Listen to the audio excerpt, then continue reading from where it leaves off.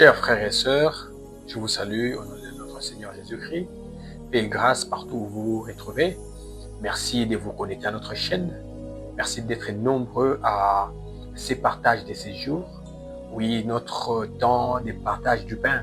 Oui, le pain qui n'est autre que la parole de Dieu. Le pain qui n'est autre que notre nourriture spirituelle. Oui, nous avons notre thème que nous avons intitulé « Les repos ». Oui, c'est une pensée que nous communiquons. C'est quelque chose que nous avons, oui, à nous pour pouvoir partager avec tous. Merci d'être là nombreux. Merci pour, oui, être là présent à ces partages, les partages du pain. Nous parlions dans nos émissions précédentes que tout chrétien a droit à ses repos. Oui, les repos, c'est une matière de foi. Les repos, c'est ce que le Seigneur nous a offert. Oui, parce qu'il en a parlé lui-même depuis la nuit du temps, depuis même, oui, la création, le Seigneur, Dieu parlait déjà du repos.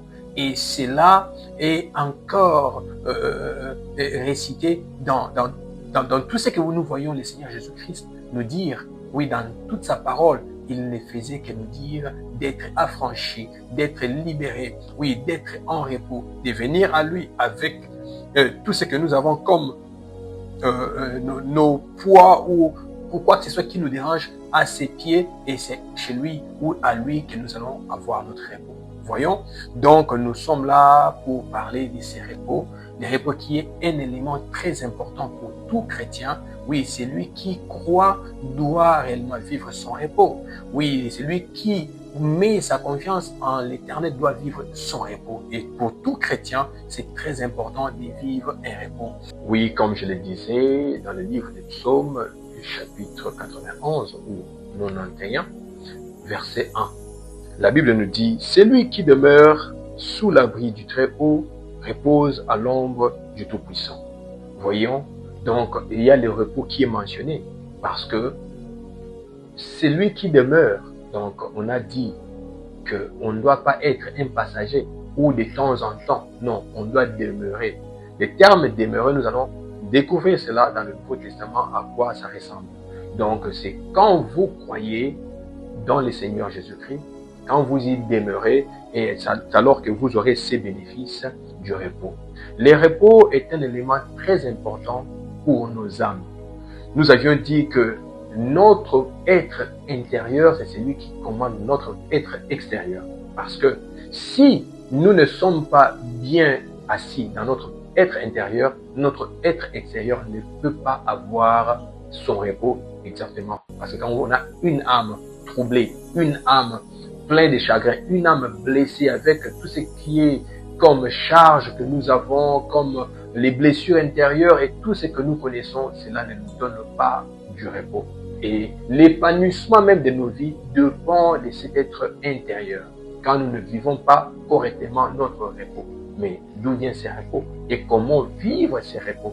Comment garder ces repos pour tout au long de notre vie? C'est ce que nous allons développer aujourd'hui dans notre partage du pain. Alors, je voulais lire une portion d'écriture, des Écritures aujourd'hui.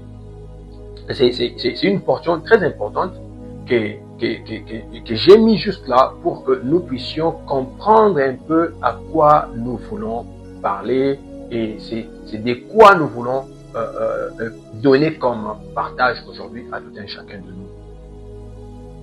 C'est dans le livre de Matthieu chapitre 11 verset 28. C'est un passage que nous avions lu dans notre dans notre partage précédent, mais nous voulons regarder encore les versets suivants qui est les versets 29. Donc que nous allons décortiquer parce que là, c'est très important de connaître que Jésus-Christ introduit quelque chose de nouveau que les gens ne pouvaient pas s'attendre parce que les gens ont vécu plus dans la loi. Or, la loi n'était pas donnée aux humains pour qu'ils puissent, par exemple, faire en sorte qu'ils puissent l'accomplir, mais plutôt la loi leur avait été donnée pour leur montrer en réalité leur incapacité. Mais cependant, aujourd'hui, même la plupart des chrétiens, nous vivons dans la nouvelle alliance. mais comme si nous vivions à l'époque de la loi.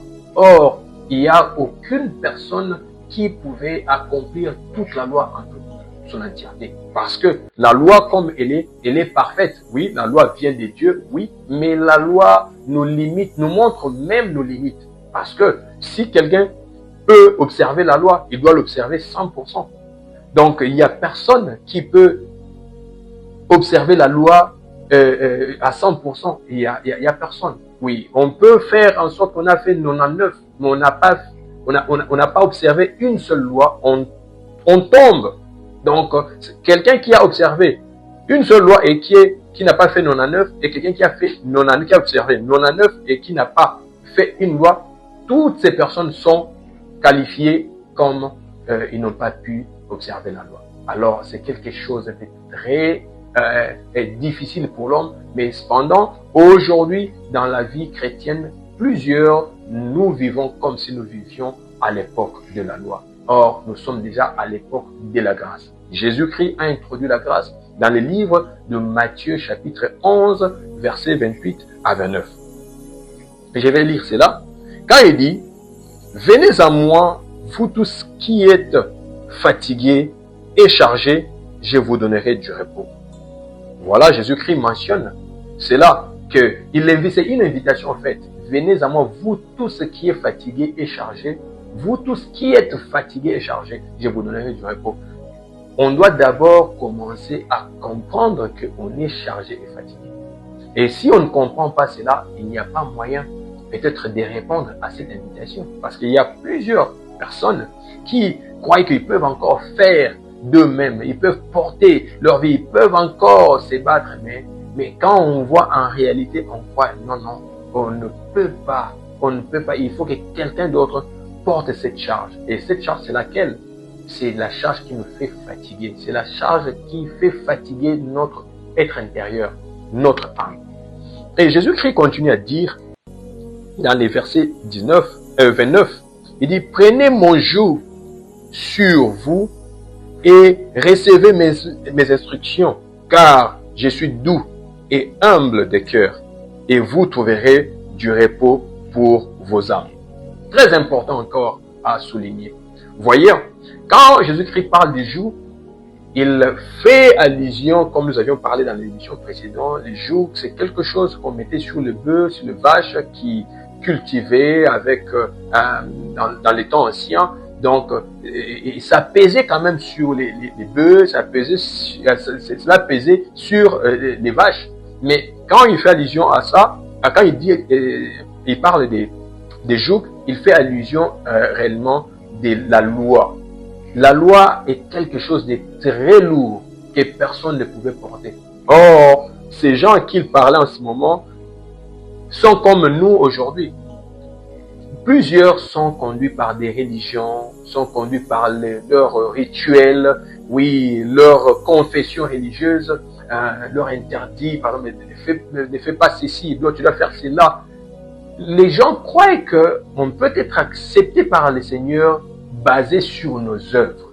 Non, personne ne peut plaire à Dieu par rapport à ses œuvres. D'abord, il faut savoir qu'il y a une seule personne qui a plu à Dieu, ce n'est que Jésus-Christ, qui a accompli la volonté de Dieu. Et nous, aujourd'hui, quand nous croyons en lui, et nous sommes qualifiés.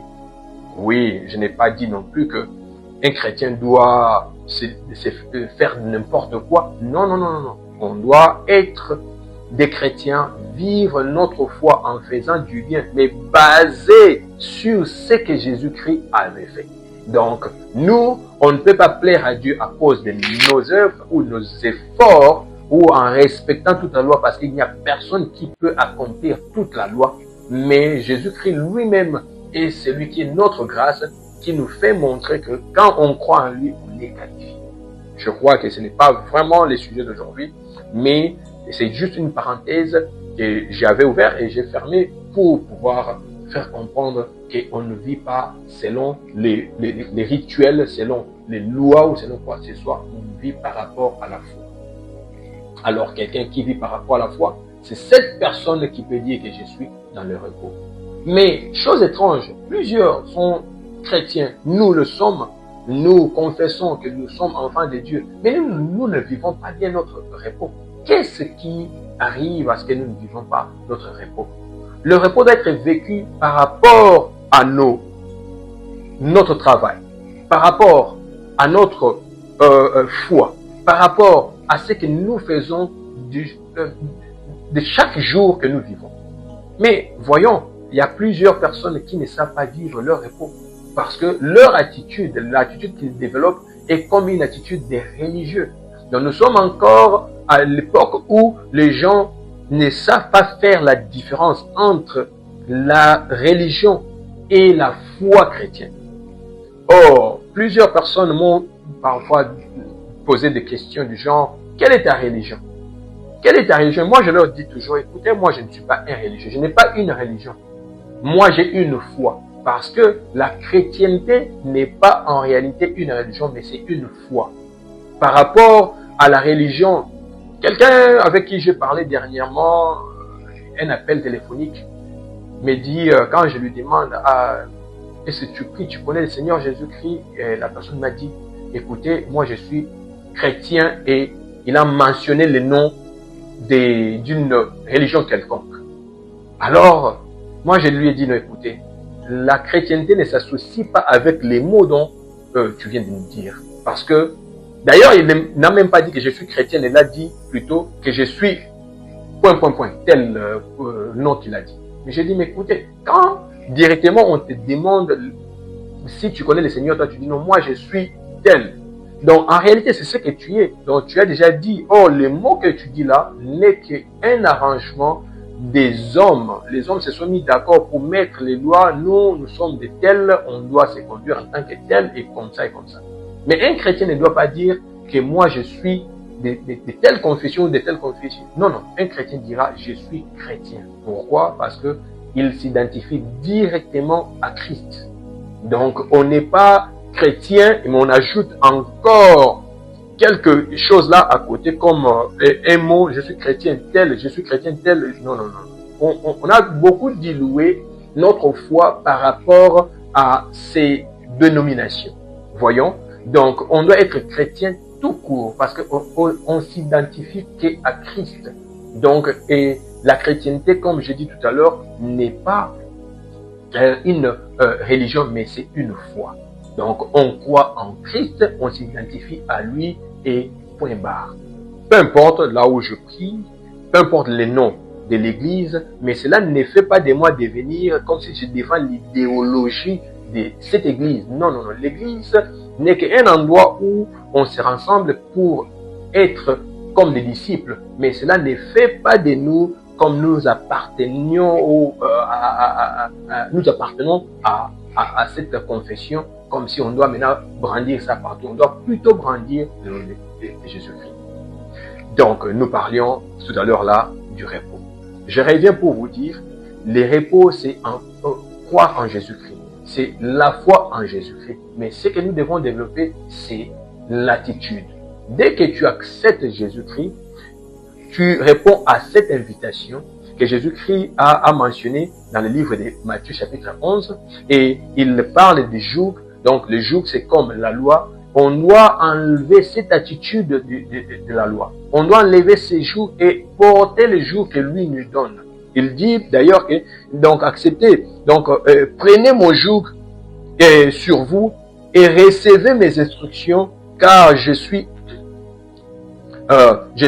doux et humble de cœur, et vous trouverez du repos pour vos âmes. Vous voyez, Jésus-Christ mentionne l'âme parce que l'âme est l'élément très très important pour l'homme. Donc, quand on accepte, c'est au niveau de ton âme que tu trouveras du repos. Et ainsi, tout cela maintenant manifesté sur notre extérieur, comment nous vivons notre repos. Le repos est un élément très important pour tout enfant de Dieu.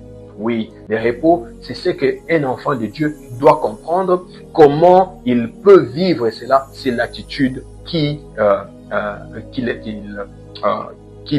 développe. Voilà ce que je voulais dire. C'est l'attitude qu'un enfant de Dieu développe. L'attitude est comment? Vous trouvez quelqu'un qui prie, qui jeûne, Surtout, on est dans un monde où plusieurs personnes prient, plusieurs personnes croient qu'ils jeûnent, mais l'attitude que nous développons n'est pas une bonne attitude. Parce que nous pouvons vivre bien les repos que par rapport à l'attitude que nous affichons. On prie, mais on a encore un cœur qui est tourmenté. Oui, on a prié, on a laissé tout entre les mains de Dieu, on a répondu à l'appel, mais on a encore un cœur qui, à l'intérieur de nous, est stressé. Mais voyons, on ne vit pas bien notre repos. Si réellement on a prié, on a accepté le Seigneur Jésus et on lui a laissé tous nos fardeaux et lui doit nous donner du repos, c'est qu'on doit vivre cela par la foi. On doit croire qu'on l'a eu réellement. Je vais quand même lire un passage qui va nous amener dans la pensée. Exactement, c'est un passage qu'on trouve dans le livre c'est quel passage? Dans le livre des Philippiens. Ça, j'aime bien ce passage. Dans le livre des Philippiens, chapitre 4, oui, je crois. Oui, c'est Philippiens chapitre 4, verset 6. Oui. L'auteur nous dit quelque chose de très important ici. Dans le livre des Philippiens, chapitre 4, verset 6. L'auteur nous dit, oui, Philippiens 4, verset 6.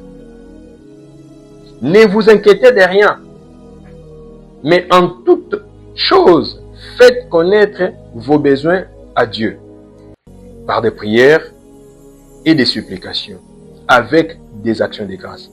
Et le verset 7. Et la paix de Dieu, qui surpasse toute intelligence, gardera vos cœurs et vos pensées en Jésus-Christ. Donc, cette portion me ramène à démontrer exactement l'attitude que doit développer quelqu'un qui croit en Jésus. Si tu es un enfant de Dieu, tu as déjà accepté le Seigneur Jésus-Christ comme ton sauveur, ton Seigneur, tu dois développer ces comportements. Dès que tu as prié, dès que tu as laissé tout entre les mains de Dieu, dès que tu as répondu à l'invitation selon Matthieu chapitre 11, versets 28 à 29, maintenant tu dois développer ça. Il dit dans les versets 7 du livre des Philippiens chapitre 4, il dit, et la paix de Dieu qui surpasse toute intelligence gardera vos cœurs et vos pensées en Jésus-Christ. Vos cœurs et vos pensées, il parle de l'âme. Parce que l'âme, c'est ça même la composition du cœur. Quand on parle du cœur, selon les Écritures, on ne voit pas les muscles qui pompent le sang. Non, on voit l'âme. Cet être qui est invisible, mais qui est réel vraiment, qui est une personne en nous. C'est l'âme.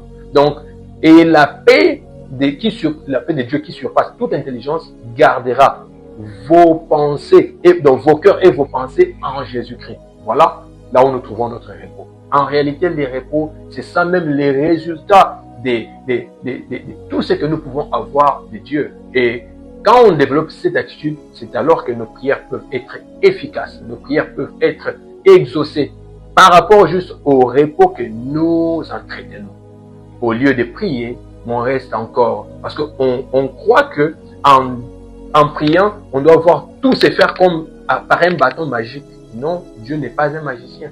Dieu travaille avec notre façon de croire, notre façon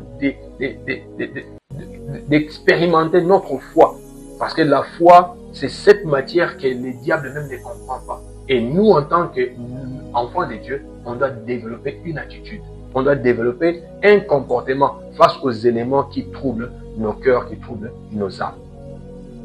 Je voulais encore avancer pour épingler un point important. Le point important, c'est la foi en Jésus-Christ. La foi en Jésus-Christ, c'est quelque chose que nous devons apprendre du jour au jour. Chaque jour, nous devons apprendre comment grandir dans notre foi. Comment faire en sorte que notre foi devienne encore plus en plus, forte en Jésus-Christ. Parce que nous vivons dans un monde où chaque moment nous rencontrons des problèmes. Oui, les choses nous bougent un peu de tous côtés. Oui, nous sommes dans un monde où c'est tellement vite que les choses se passent avec une vitesse. Les mal prennent un peu les dessus et par moments, nous, enfants de Dieu, nous qui avions accepté le Seigneur Jésus-Christ, on est aussi des cibles pour que les mal là nous atteignent. Mais plus nous développons notre foi en Jésus-Christ, nous comprendrons que c'est la foi qui doit triompher. C'est la foi qui doit triompher parce que la parole de Dieu nous déclare tout ce dont nous avons besoin pour la vie et pour la piété nous avait déjà été donné par sa main puissante. Donc c'est comme ça que nous développons notre foi, en lisant la parole de Dieu, en croyant que la parole de Dieu est la vérité absolue. Il n'y a pas une autre vérité par rapport à la vérité de la parole de Dieu. En lisant la parole de Dieu, en la comprenant, en écoutant la parole de Dieu et en restant calme, en gardant nos pensées et nos cœurs en Jésus-Christ. Parce que Jésus-Christ ne ment jamais, il ne déçoit jamais. Et la Bible nous dit, quiconque met sa confiance en lui, il n'est jamais confus. Il ne sera jamais confus. Donc voilà la pensée d'aujourd'hui, les partages que je voulais à ce que nous puissions, oui, garder nos cœurs en Jésus-Christ, que nous puissions, oui, travailler le repos, que nous puissions entretenir les repos, parce que c'est en l'entretenant que nous avons, oui, la paix de nos âmes. La Bible le dit, oui, dans le livre de Philippiens chapitre 4, oui, verset 6 à 7, et la paix de Dieu qui surpasse toute intelligence gardera vos cœurs et vos pensées en Jésus-Christ. Donc c'est l'âme en fait. L'âme, quand il est gardé en Jésus-Christ, il n'y a pas moyen de trébucher, il n'y aura pas moyen de le renverser. Oui, même quand nous avons prié et nous n'avons pas encore vu la manifestation, mais plus nous gardons, plus nous avançons, plus nous faisons en ce que nous avions cru puisse se manifester, c'est alors que nous allons voir cela se manifester. Bien-aimés, je vous assure que l'attitude est un élément important en tout cas dans notre vie parce que l'attitude transforme même ta manière de prier, même ta manière de parler, l'attitude que tu as, même ta manière de répondre. Oui, il y a des gens où, quand vous les saluez, j'ai rencontré des gens comme ça, oui, comme j'en ai vu autant. Vous les saluez, vous sentez directement qu'il a de l'amertume. Il a en lui quelque chose qui, même si la personne ne pourra pas vous dire, mais vous sentez que cette personne n'est pas en paix, n'est pas en repos, n'a pas une âme en paix en fait. Donc n'a pas une âme en paix. Vous voyez quelqu'un qui vous dit peut-être non, bon ça va, mais les ça va dont il parle veut réellement dire que ça ne va pas. Nous, on a vu des gens comme ça. Oui. Donc, quelqu'un dont, en le saluant directement, vous sentez comment il est vraiment dans une guerre intérieure. Pourquoi? Parce que peut-être ce sont des blessures qu'il a eues, peut-être ce sont des problèmes qui l'entourent, peut-être ce sont des problèmes qu'il rencontre, peut-être ce sont des déceptions, peut-être ce sont, je ne sais quoi dire en ce moment. Mais or, cette personne s'est dit chrétien, s'est dit enfant de Dieu, s'est dit, oui, il prie, mais comment il ne vit pas vraiment son repos. Or, en réalité, Jésus-Christ nous dit, venez à moi, vous tous qui êtes chargés, fatigués. Dès que tu es déjà venu à lui, tu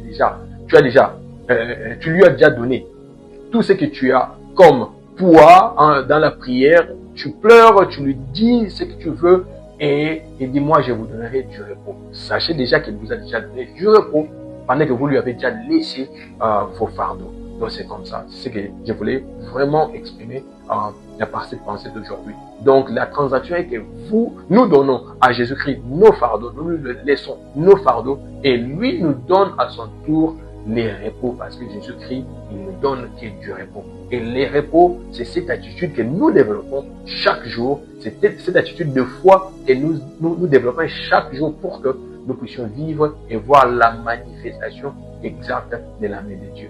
Et sachant aussi que si on doit dire que Dieu est puissant, Dieu est victorieux, Dieu peut nous sortir de quoi que ce soit comme difficulté. Mais il faut qu'on puisse rencontrer ces difficultés pour voir en réalité ce que Dieu a pour nous. Oui, la victoire que Dieu a pour nous.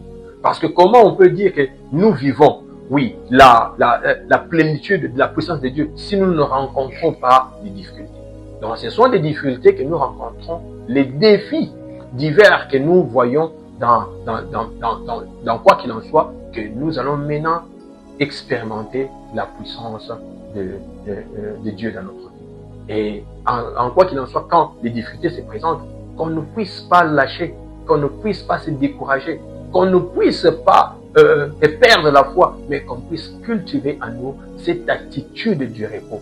Et c'est ça qui trouble même le diable. Pendant qu'il Il y a beaucoup de choses qui nous entourent, qui nous font mal ou qui font quoi que ce soit. Nous gardons nos pensées, oui, nos cœurs et nos pensées en Jésus-Christ. Notre âme se repose en Jésus-Christ. Et voilà ce qui trouble les diables. Et c'est comme ça que nous pouvons vivre la manifestation de la puissance de Dieu. Bien-aimés, chers frères et sœurs en Christ, ayons ces gens qui, entretenons le repos, on doit désirer les repos, on doit aimer les repos, on doit en réalité vivre ces repos. Et c'est ainsi que Dieu nous a appelés à vivre. Que le Seigneur nous bénisse tous. Nous allons encore continuer à parler même à notre prochain partage du pain pour que les repos, qu'on voie aussi comment éviter ce qui fait que nous ne soyons pas en repos et pour voir tout élément qui nous dérange enfin ne pas voir les repos. Merci beaucoup, que Dieu nous bénisse tous et que la paix reste dans vos maisons. Je remercie tout celui qui m'a accompagné aujourd'hui, mes techniciens et ainsi que toute la maison qui nous sponsorise pour que cette émission soit toujours enregistrée. Merci, que Dieu nous bénisse tous.